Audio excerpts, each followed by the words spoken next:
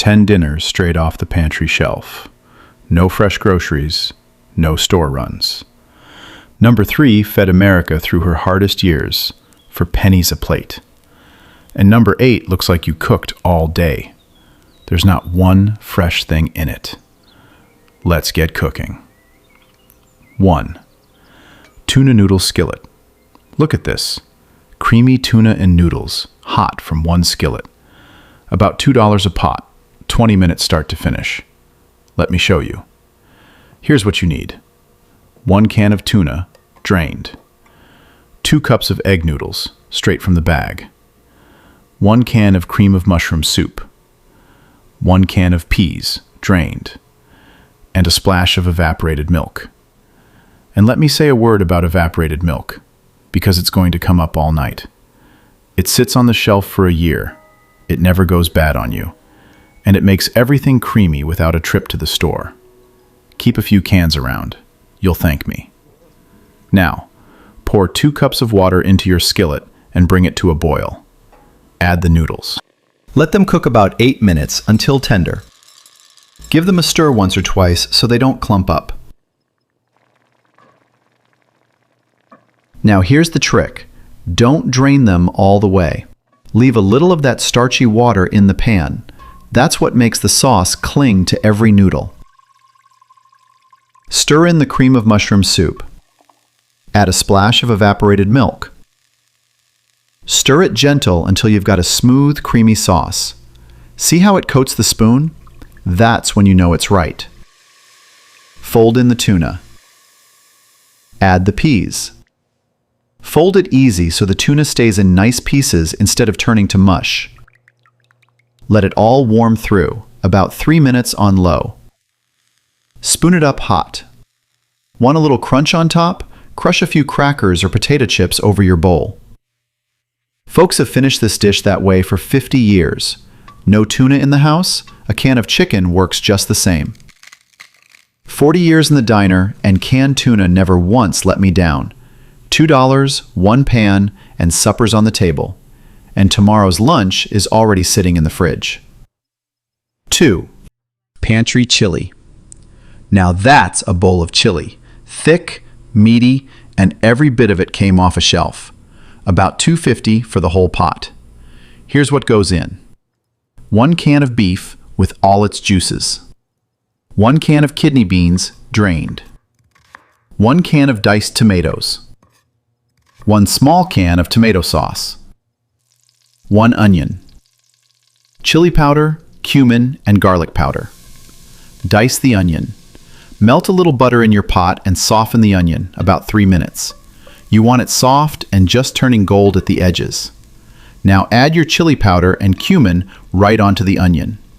Give it 30 seconds in that hot butter. Smell that. That little step wakes the spices up. I learned that the hard way years ago.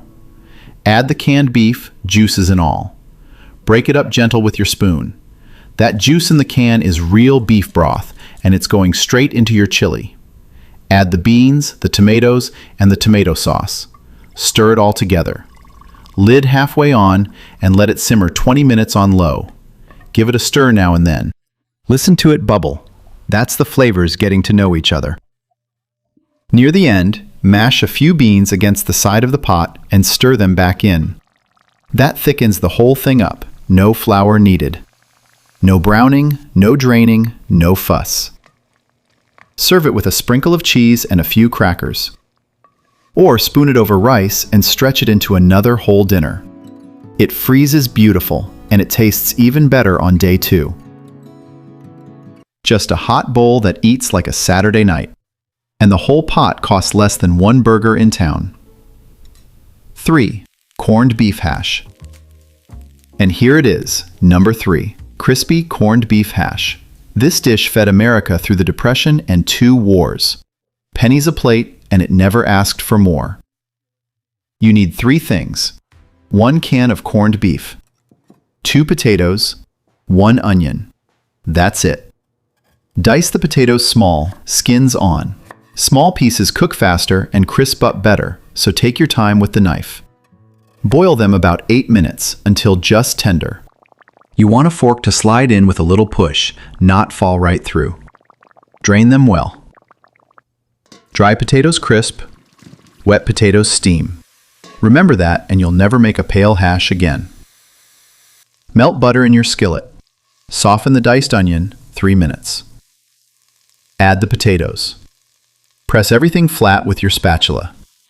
Now leave it alone. 5 whole minutes, no stirring. That's the whole secret to a crust, patience. I know it's hard. Go pour yourself a coffee. Crumble in the corned beef. Press it flat again. Another 5 minutes without touching it. You'll hear it sizzling down there. That's the crust building. Flip it in sections and let the other side go golden too. Plenty of black pepper on top. And if you want to make it a real diner plate, slide a fried egg right on top. When that yolk breaks over the crispy hash, well, that's about as good as breakfast for supper gets. Golden, crispy, and honest. Every diner in America served this once, mine included. Leftovers crisp, right back up in the skillet tomorrow morning. 4. Creamed chipped beef on toast.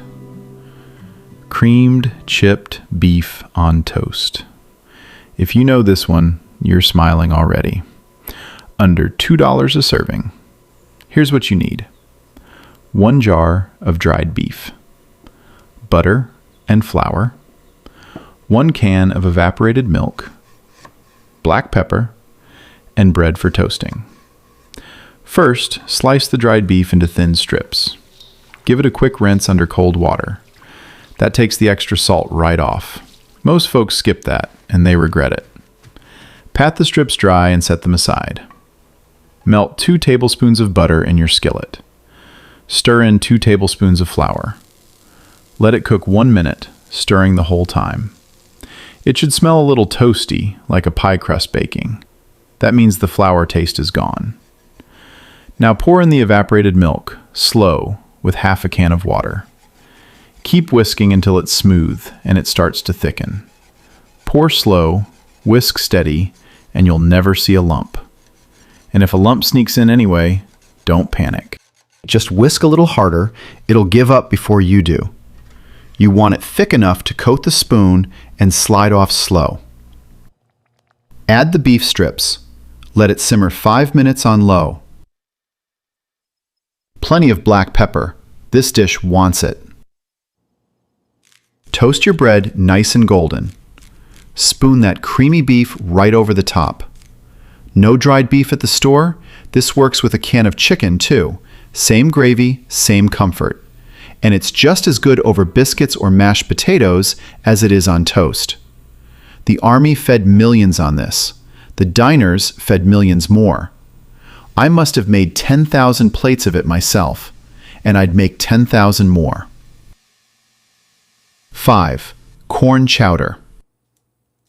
A creamy corn chowder straight from the shelf. Gentle, warm, and about $1.50 a pot. Here's what goes in. 1 can of whole corn drained. 1 can of creamed corn. 2 potatoes, 1 onion, 1 can of evaporated milk, and a bouillon cube. Dice the onion and soften it in butter 3 minutes. A spoonful of bacon grease instead of butter, if you keep a jar, gives it a little smoky whisper.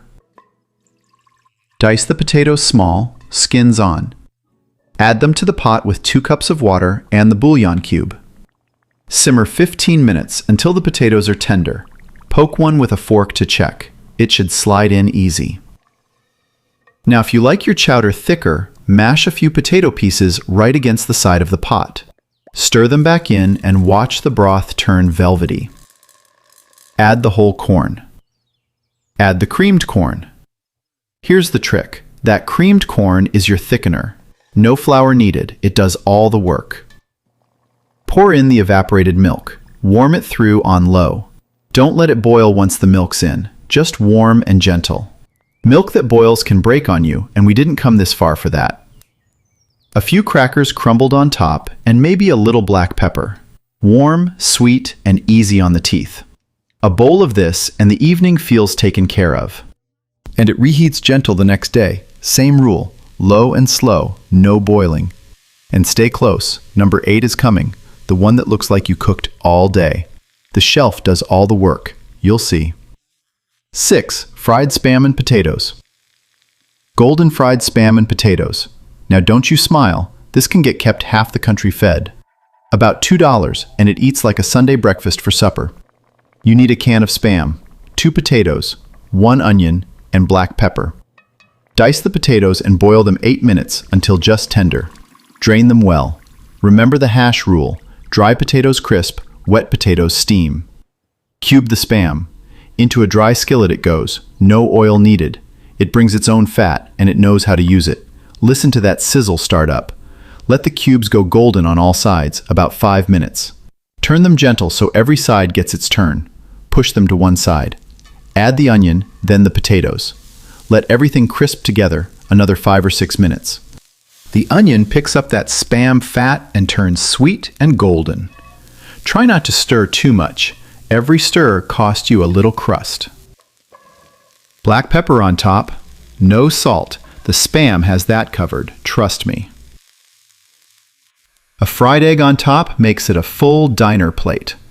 A little mustard or ketchup on the side if that's your way. Crispy edges, soft middle, and not a penny wasted. This was payday food and rainy day food both, and it never knew the difference. 7. Pasta e fagioli. Pasta e fagioli. Sounds fancy, costs about $1.50. The old Italian cooks knew what they were doing. Here's what you need. 1 can of white beans, and keep that liquid, don't you drain it. A handful of small pasta or spaghetti broken up. 1 can of diced tomatoes. 1 onion. A bouillon cube and 2 cups of water.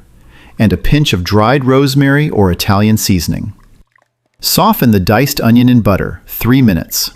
Add the tomatoes. Add the beans, liquid and all. That bean liquid is the body of this soup. Pouring it away is pouring away flavor. Add the water in the bouillon cube. Bring it to a gentle simmer. Add the pasta and the rosemary. Let it cook 8 to 10 minutes until the pasta is tender. Stir it a few times so the pasta doesn't settle and stick to the bottom. Watch what happens near the end. The beans break down a little and thicken the whole pot. The pasta lets go of its starch, and it all turns into something between a soup and a stew, which is exactly where it belongs. A small pat of butter at the end makes it silky. A sprinkle of whatever cheese you've got on top never hurt anybody. It'll thicken up overnight in the fridge. Just add a splash of water when you reheat it, and it comes right back. An Italian grandmother would nod at this one, and she'd never guess it came off a shelf. 8. Pantry shepherd's pie. And here it is, number 8. Look at that golden top. You'd swear somebody spent all day on this. Every last bit of it came out of a can or a box. Here's what you need. 1 can of beef with its juices. 1 can of mixed vegetables drained. 1 small can of tomato sauce. Instant mashed potatoes. And butter. Warm the beef in your skillet, juices and all. Break it up gentle. Add the mixed vegetables. Add the tomato sauce. Let it simmer 5 minutes until it's thick and glossy. It should look like the inside of a pot pie. That's your bottom layer done. Now the potatoes. Make the instant mash with hot water and a good pat of butter. Add a splash of evaporated milk. Richer than the box tells you. That's on purpose. Stir until it's smooth and holds its shape on the spoon. Spread the mash right over the beef and vegetables. Take it all the way to the edges, like you're sealing in the good stuff. Because you are. Rough up the top with a fork. Those little ridges are what turn golden. Slide the skillet under the broiler about 5 minutes. Watch it, golden, not burnt. No broiler in your kitchen? No problem. Lid on, low heat, 5 minutes, and it sets up just as nice, just without the color. There it is, Let it sit 5 minutes before you dig in so the layers hold together on the spoon. Then get a spoonful with both layers at once. Creamy potato on top, rich beef and gravy underneath. Sunday supper from a pantry shelf. If that's not a miracle, it's close enough for me. 9. Spanish rice. Spanish rice. 1 skillet, 1 wooden spoon, about $1 a serving. Here's what goes in. 1 cup of rice, 1 can of diced tomatoes, 1 onion, a bouillon cube and 1.5 cups of water, chili powder, paprika, and garlic powder. Melt butter in your skillet. Add the dry rice. Toast it 3 or 4 minutes, stirring until it smells nutty and turns light gold. That toasting is the secret. It keeps the rice from going mushy. Every grain gets a little coat of butter and it holds its shape. Add the diced onion, 2 minutes more. Add the tomatoes, the water, the bouillon, and the spices. Give it 1 good stir. 1, not 5. Rice likes to be left alone. Lid on, low heat, 20 minutes. Don't peek. Every time you lift that lid, the steam runs off, and the steam is doing the cooking. Then off the heat and let it rest 5 minutes with the lid on. That rest finishes the job. Now fluff it with a fork. Look at that, every grain separate, red gold, and smelling like supper. A can of corn or a can of beans stirred in makes it a whole meal. A fried egg on top makes it a diner special. This was on every diner menu in the 60s. It never once let anybody down. And the cleanup is 1 skillet and 1 spoon. 10. Pantry beef stew. We finish big. A real beef stew, rich and brown, and every bit of it from the pantry. About $3 for the whole pot. Here's what you need. 1 can of beef with its juices. 2 potatoes. 1 can of carrots, drained. 1 can of peas, drained. 1 onion. A bouillon cube and 2 cups of water. And a tablespoon of flour. Soften the diced onion in butter, 3 minutes. Add the diced potatoes, the water, and the bouillon cube. Simmer 15 minutes until the potatoes are tender. Add the beef, juices and all. Add the carrots and the peas. Canned vegetables are already cooked, so they just need to warm up and join the party. Now, the old diner way to thicken a stew. Put your flour in a jar with half a cup of cold water. Lid on and shake it hard. No lumps, every single time. Better than any whisk. Pour it in slow, stirring as you go. Watch the stew turn from thin to glossy right in front of you. Let it simmer 10 more minutes until it coats the spoon. A bay leaf in the pot, if you have one, makes it taste like it's simmered all afternoon. Just remember to fish it out. Turn off the heat and let it stand a few minutes. Stew likes a little rest before it's served. A slice of soft bread for dipping turns this into the whole evening. It's even better tomorrow, and it freezes without a complaint. Thick, warm, and honest. The kind of supper that ends the day right. That's 10 dinners, and the store never saw you. Now here's my challenge. Pick one and make it tonight. Then tell me in the comments which one you chose.